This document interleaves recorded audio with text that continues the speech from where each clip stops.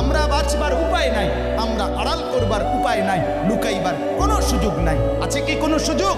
অতএব দোস্ত আমার, লা ইলাহা ইল্লাল্লাহকে মেনে নেন, মুহাম্মাদুর রাসূলুল্লাহকে জীবনে পুরা জিন্দেগি রাসূলের সুন্নাতকে গ্রহণ করেন, আখিরাতের জন্য প্রস্তুতি নেন। আল্লাহ তৌফিক দেন, আল্লাহ কবুল করেন। যুবক ভাই, 5 ওয়াক্ত নামাজ পড়ো, ফজরের নামাজ কষ্ট করে হলো পড়ো। মোবাইলের উলঙ্গ ছবি, নাচ গান, নর্তকী দেখা ছেড়ে দাও দোস্ত আমার। বাপ চাচারা বিড়ি সিগারেট খাওয়া বন্ধ করে দেন, চায়ের দোকানের আড্ডা বন্ধ করে দেন। হায়াতের শেষ টাইমটা আল্লাহর তাসবিহ, কোরআনুল কারীমের তেলাওয়াত আর তাহাজ্জুদ নামাজ পড়ে জিন্দেগিটা কাটান। পর্দার আড়ালের মা বোন, নিজের ইজ্জত, নিজের পর্দা, নিজের সতীত্ব, নিজের সম্ভ্রমের কদর করেন।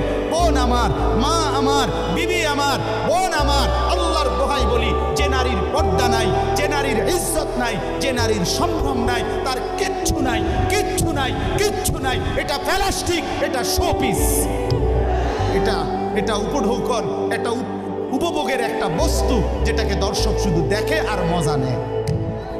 আল্লাহ আমাদের মা বোনদেরকে ইজ্জতের কদর বুঝবার তৌফিক দান করেন। আজকের যুবকদের এই মাহফিল আল্লাহ কবুল করেন, আমিন।